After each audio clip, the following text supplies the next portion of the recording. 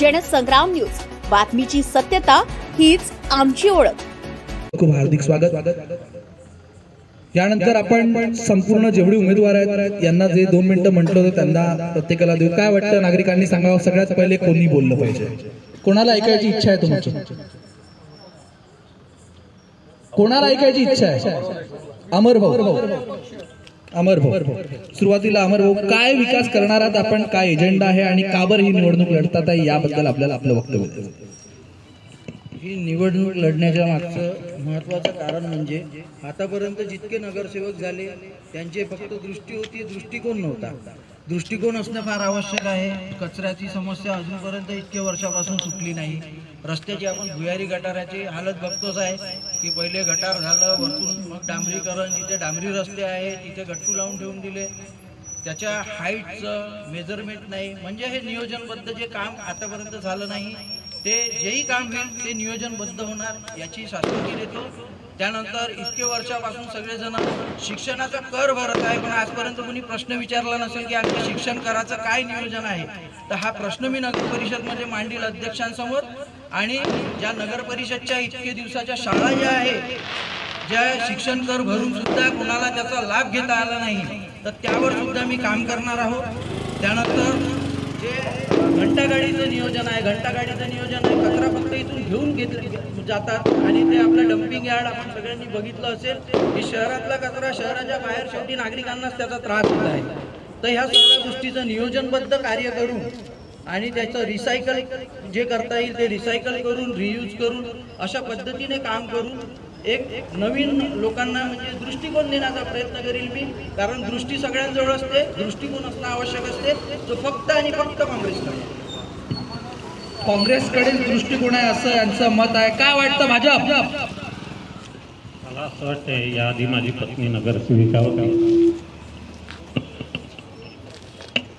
आणि माझं बोलण्यापेक्षा माझ्या नागरिकांनी, मानस मंदिरच्या किंवा गजानन नगरच्या नागरिकांनी त्यांचं मत घ्या, मी सांगण्यापेक्षा ते बेहतर होईल असं मला अमरभाऊला सांगायचं आहे।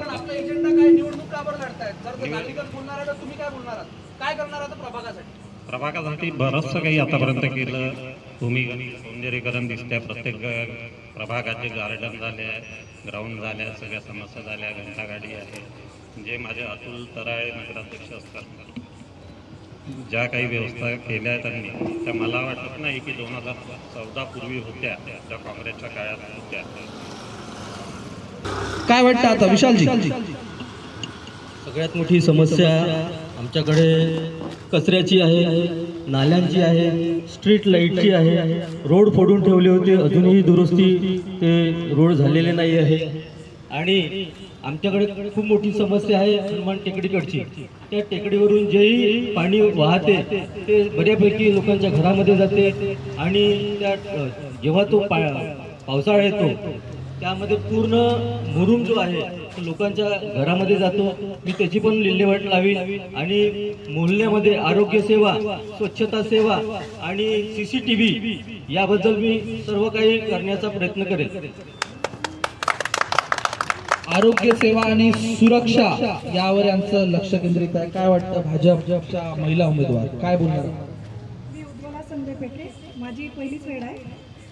जनतेचा विकास आणि जनतेच्या समस्याचे निराकरण करणे हेच माझे ध्येय आहे। भाजप जेव्हापासून आलेला आहे तेव्हापासून आपल्या इथे रोड, नाल्या सर्व व्यवस्थित झालेलं आहे, ते सर्वांना दिसतच आहे,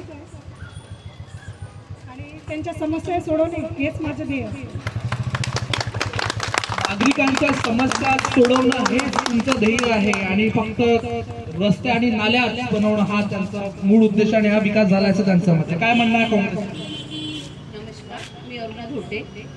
घराघरामध्ये स्वच्छ पाणी कसं पोहोचेल आणि रोडची स्वच्छता, कचऱ्याचं विलगीकरण, कचऱ्याचं म्हणजे घंटागाडी घराघरापाशी कशी पोहोचेल, आताची व्यवस्था आहे, आता त्या व्यवस्था सांगण्यापेक्षा मला काय करायचं आहे तेच मी सांगणार।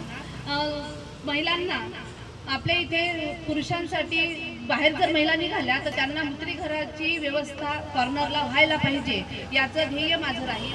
आणि जे काही इथे छानशी शाळा आहे या शाळेचं म्हणजे कशी ही शाळा सुरू राहतील, आमच्या मानस मंदिरची शान आहे, या मानस मंदिरच्या शानसाठी म्हणजे ही शाळा व्यवस्थित सुरू राहिली पाहिजे आणि प्रत्येक महिलांना नालीचा भरपूर काही म्हणजे नाल्या आहे, आता खूप काही बांधणं सुरू आहे, आता जस्ट आता 10 वर्षानंतर सुद्धा अजूनही नाल्याचं बांधणं सुरू आहे, पण त्याची खोली रुंदी याचा काही न विचार करणार फक्त नाल्या सुरू आहेत. त्या नाल्यांचा राहिलेला भाग काही आहे, तो भाग मी कसा नागरिकांसाठी चांगला करता येईल, नाली स्वच्छता कशी होईल, घंटागाडी कशी आपल्या महिलांपर्यंत म्हणजे घराघरापर्यंत पोहोचेल, यासाठी मी झटणार आहे. माझा अजेंडा एकच आहे की माझ्या नगराची सुंदरता आणि जे गार्डन झाले आहे त्या गार्डनला स्वच्छ कसे ठेवता येईल आणि स्वच्छता आरोग्य याबद्दल मी सर्वांची आरोग्याची काळजी घेणार आहे. ज्या प्रकारे आपण म्हणतात आहे की आपण आरोग्याची काळजी घेणार आहात, सध्याच्या परिस्थितीमध्ये यांचं म्हणणं आहे की अद्याप आहे सुविधा उपलब्ध नाही आहेत. काय वाटतं, सध्या उपलब्ध नाही आहेत का? या सगळ्या सुविधा उपलब्ध झालेल्या आहेत. माझ्या मते गेल्या असतील तर आपल्या इथे आरोग्य सुविधा ब्लड आपला आरोग्य मंदिर तिथे ब्लड डोनेशन आपण शासनाच्या वतीनं चालू केलेलं आहे. तिथेच ते सुविधा आहे. नागरिक स्वतः बिना पैशाने तिथे आपले आधार कार्ड घेऊन ब्लड चेकिंग होते, टेस्टिंग होते आणि आरोग्याची काळजी घेते. तुमचं म्हणणं आहे की आरोग्याची काळजी घेण्यासाठी सुद्धा आपण सक्षम आहोत.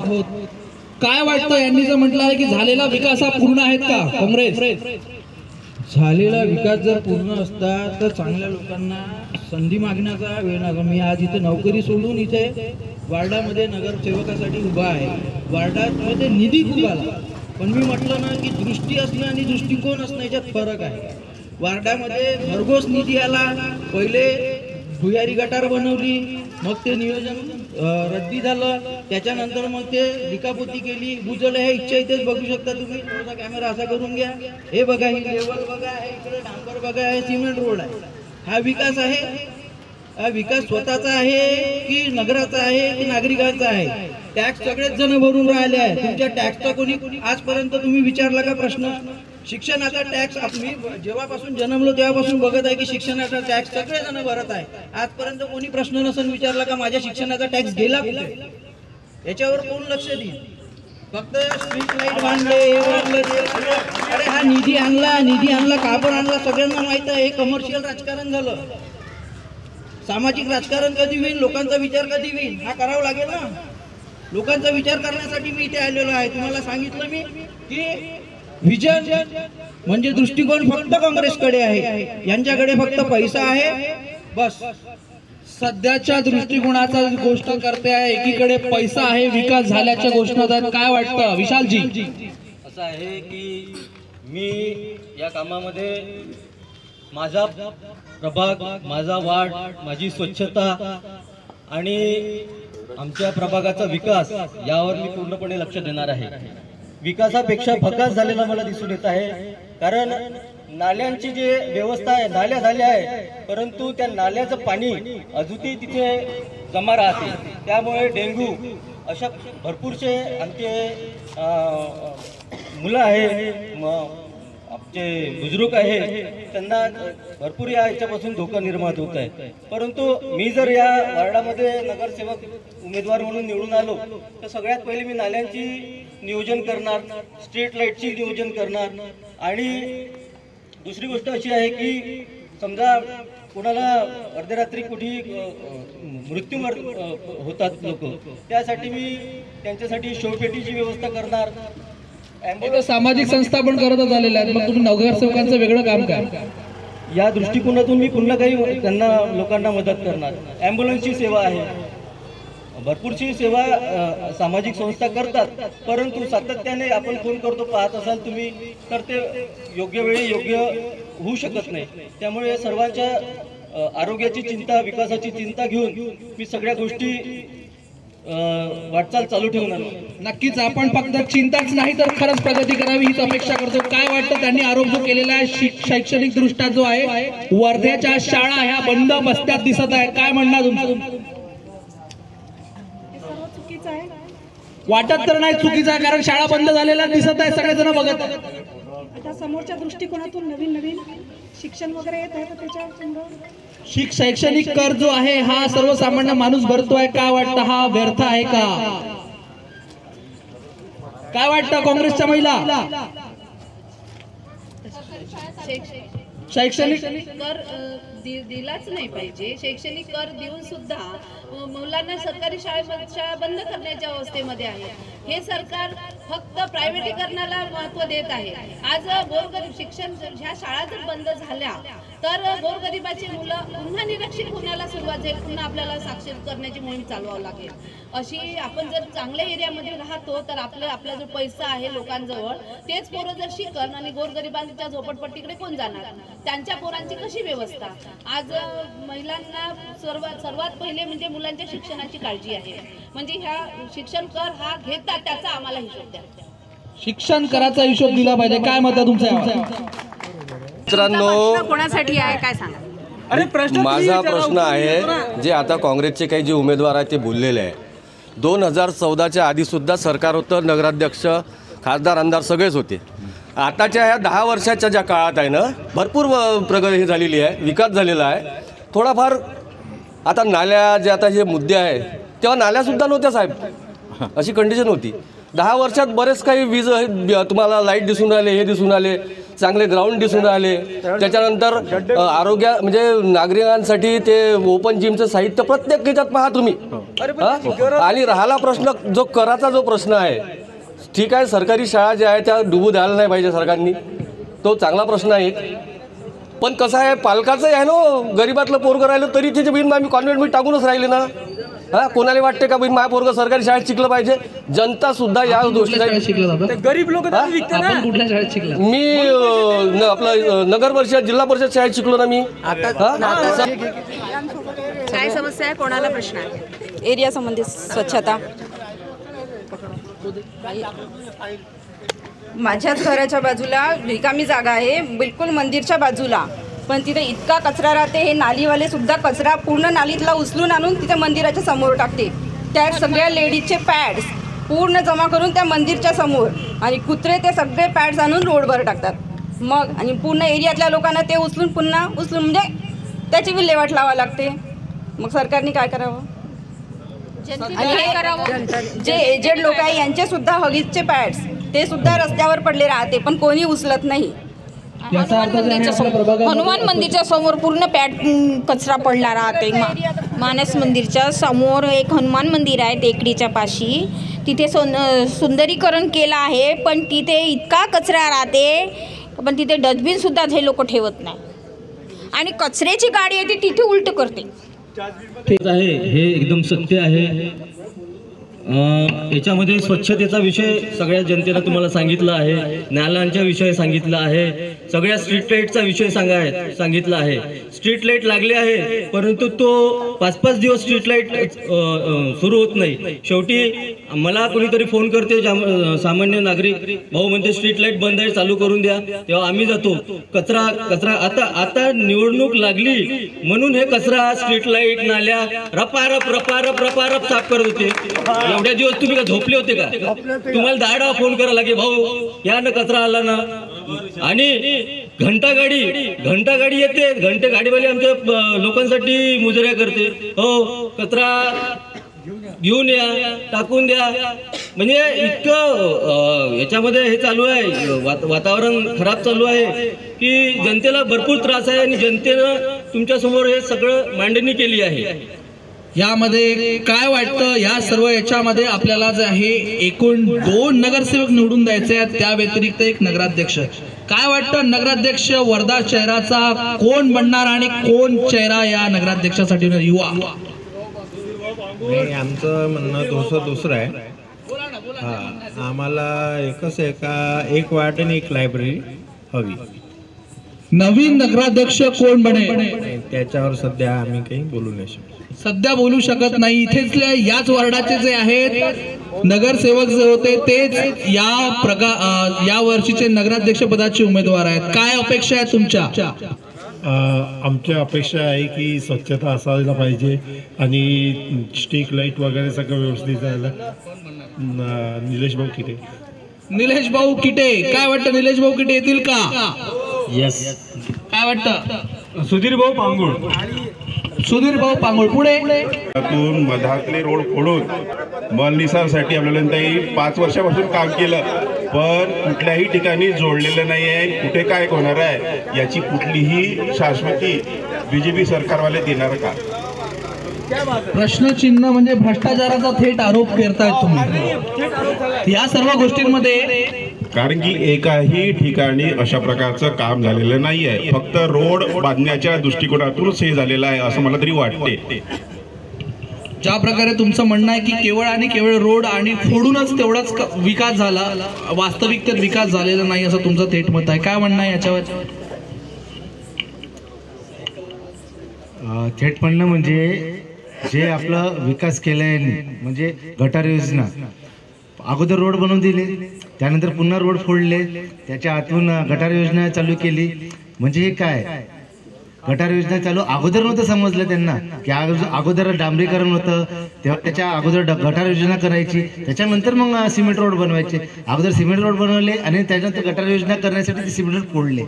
काय वाटतं नवीन चेहरा कोणाला बघायला आवडेल? सुधीर भाऊ पांगुळ. नवीन चेहरा कोण आवडेल? संतोष भाऊ ठाकूर. संतोष सिंग ठाकूर. कोण वाटतं आणखी? सुधीर भाऊ पांगुळ. का बरं? नवीन चेहरा आहे आणि विकास करू शकते. ते झटलेले आहे जनतेसाठी. विकास करण्यासाठी ते झटलेले आहेत, पण ते विकास करू शकेल याची 100% खात्री आहे का? 100% खात्री आहे. कशावरून? नेते आहे ते. काय वाटतं कोण येणार? आनंद भाऊ कोण येणार? येईल तर सगळे आट्याकाट्याची लढाई आहे. ज्यांनी आतापर्यंत विकास केला आणि विकास दिसत आहे, बरोबर आहे. याच 14 वर्षाच्या आधी जेव्हा BJP सरकार नव्हती तो आणि हाच जनतेचा एक निर्णय आहे की ते त्याच्याबद्दल कोणचा नगराध्यक्ष आपल्याला चांगला हवा आहे आणि कोणचा नाही आहे. कारण की त्यांनी दोन्ही काळातला विकास पाहिलेला आहे. पण दुसरीकडे काहीच नागरिकांचं असं पण म्हणणं आहे की जो विकास झालेला हा सर्वांगीण विकास नाही आहे. माझ्या मताने हा फक्त जसं आपल्या वसंत प्राथमिक शाळा अजूनही चालू आहे, तिथे अजूनही त्या प्रकारच्या सुख सुविधा मिळत आहे. पण बाकीच्या जसं वार्ड नंबर 2 मध्ये आता ही नगरपरिषदेची शाळा चालू आहे आणि तिथे चांगली संख्या पण आहे. त्याच धर्तीवर सगळ्या वार्डामध्ये थोडंसं त्या शाळेकडे दुर्लक्ष केलेलं आहे. 1 नंबर 2 वर्धेचा हा विकास सगळ्यांना कचरा समजला, स्वच्छता समजली, याच्यातच स्वच्छताचा हा जो आहे विकास झालेला आहे. कारण की घराघरापर्यंत स्वच्छता पोहोचली आहे, घराघरापर्यंत कचऱ्याचं नाव घेतलं आहे. 14च्या आधी ना कचऱ्याचं नाव होतं ना गाडीचं नाव होतं. नंबर 2 आणि तिसरं एक आहे वर्धेत फक्त 1 साइड रोड होते, दोन्ही साइडनी रोड केलेले आहे. तो एक विकास आहे. पण वर्धेचा जो डम्पिंग यार्डचा जो प्रश्न आहे सगळ्यात महत्त्वाचा. आपण नागपूरहून आल्यानंतर नागपूर वर्धा शहर हे गांधीजीची भूमी आहे. गांधीजीच्या भूमीत जो इथे येतो त्याला पहिले तो कचरा दिसतो. त्या धुनीवाल्या चौक कोणता चौक म्हणते तो तिथे. तर डम्पिंग यार्डचा जो प्रश्न आहे सगळ्यात महत्त्वाचा आहे. दुसरा शैक्षणिक नगर परिषदेच्या ज्या शाळा आहे त्यावर शासन कॉन्व्हेंटच्या मुलापेक्षा जास्त खर्च करते. पर डोई 3000 रुपयाच्या वर त्याचा जर हिशोब काढला तर प्रत्येक विद्यार्थ्याच्या मागं शासन 3000 रुपये खर्च करतो, परंतु तो विद्यार्थी घडत नाही. यात त्याला जो पगार दिला जातो त्याचं आउटपुट काय आहे हे कोणी विचारायला त्याला तयार नाही. का आम्ही तुला इतका पगार देतो, शासन त्या मुलावर इतका खर्च करतो, परंतु त्या मुलाची जी प्रगती आहे तो 10वीच्या नंतर पुढं जात नाही. तर जेणेकरून त्या जर शाळा चांगल्या झाल्या तर लोक आपले मुलं कॉन्व्हेंटमध्ये टाकणार नाही. तिसरा प्रश्न शहराच्या बाबतीत असा आहे की या शहरात अजूनही मूत्रीघराची जर मार्केटमध्ये तुम्ही गेलं कोणत्या लेडीजला म्हणा माणसाला म्हणा जर हे आलं स्वच्छतागृह अजूनही नाही आहे. चौथा प्रश्न वर्धेचा जर मेन रोड पाहिला तुम्ही तर तिथं टाके ठेवलेले आहे. टाक्यात म्हणजे कचरा आणि जो रोड आहे त्याच्या साईडला कोणते गट्टू वगैरे नाही. काही वर्षापासून तो रोड जशाने तसाच आहे. परंतु हे जे प्रश्न आहे हे वार्डाच्या व्यतिरिक्त इथला जो वार्ड मेंबर निवडून येईल त्या सगळ्यांनी हे शहराच्या बाबतीतले जे प्रश्न आहे हे मांडले पाहिजे, हे माझा प्रश्न आहे. बरं, हे का बरं होत आहे, कसं होत आहे, मी असं नाही म्हणत की मलाच निवडून द्या म्हणून, कमीत कमी प्रश्न तर विचारा. सुधीर भाऊ याच्यावर काय नियोजन करतील? जेवढे काही आतापर्यंत प्रश्न नागरिकांनी मांडले याच्यात तोडगा मिळेल असं वाटतं का आणि कशा प्रकारे? जरूर मिळेल. सुधीर भाऊ ही सर्वांची आवाज आहे आणि आजच निवडणुकीसाठी उभे आहे म्हणून नाही. सुधीर भाऊ 10 वर्षापासून झटत आहे आणि आवाज उठवत आहे. आज एका जणांनी म्हटलं की बा ते निलेश म्हणजे सुधीर भाऊंना अनुभव नाही आहे, परंतु निलेश भाऊ हे इथले नगरसेवक आहे आणि तिथल्याच ह्या ज्या आता तुम्हाला समस्या सांगितल्यात, निलेश भाऊच्या घराजवळच्या समस्या सांगितल्या, जे वार्डाचाच जर समस्या निर्माण आहे तर ते पूर्ण नागरिक म्हणजे नगराचं काय करणार? तिथे जर त्यांचं लक्ष नाही तर ते नगरामध्ये काय करणार? याच्यामुळे आम्हाला आम जनतेतला नेता म्हणजे आमचे सुधीर भाऊ, आमच्या गोरगरिबांची आवाज म्हणजे आमचे सुधीर भाऊ, सुधीर भाऊ, सुधीर भाऊ. सुधीर भाऊ काय म्हणणं तुमचं? कोण येणार? संतोष भाऊ जेव्हा नगराध्यक्ष होते तेव्हा त्यांनी भरपूर कामं केलेले आहे, हे लोकांना माहिती आहे. आताही पुन्हा करणारच आहे. मला जास्त काही बोलता नाही आहे, पण तरी पण कामातून मी माझा विकास दाखवेल. नक्कीच ज्या प्रकारे इथे उपस्थित उमेदवारांनी आपापल्या मांडण्या केलेल्या आहेत, विकासाचे मुद्दे काय असायला पाहिजे याबाबतची आपला जो प्रकाश टाकण्याचा त्यांनी प्रयत्न केला आहे, होऊ शकतं तुमच्या पण या सगळ्या गोष्टींमुळे कुठे ना कुठे तुम्हाला तुमच्या नगरसेवकांबद्दलची स्पष्टता मिळाली असेल. कोण तुमचा प्रश्न हा तुमचा जो आहे सभागृहात मांडू शकेल आणि कोण तुमचा तळागाळातला प्रश्न घेऊन त्यावर बोलू शकेल यावरून तुम्ही अंदाज घेऊ शकता आणि याच हिशोबाने तुम्ही पुढचं मतदान करणार हीच अपेक्षा करतो. आपण दिलेल्या वेळेसाठी खूप खूप धन्यवाद. आणि येणाऱ्या दिवसांमध्ये ही संपूर्ण ज्या काही गोष्टी 28 तारखेला थेट ज्या प्रकारे आज आपण जमलो असाच जो आहे 28 तारखेला सर्कस ग्राउंड येथे जे आहे थेट नगराध्यक्षांच्या मधात जो आहे जनसंवाद होणार आहे, त्यामुळे सर्वांनी तिथे सुद्धा उपस्थित व्हावं एवढीच अपेक्षा करतो. जनतेचे प्रश्न नेहमीच जनसंग्राम सोडवत राहील हीच अपेक्षा करतो आणि आपण दिलेल्या वेळेसाठी परत एकदा धन्यवाद देतो.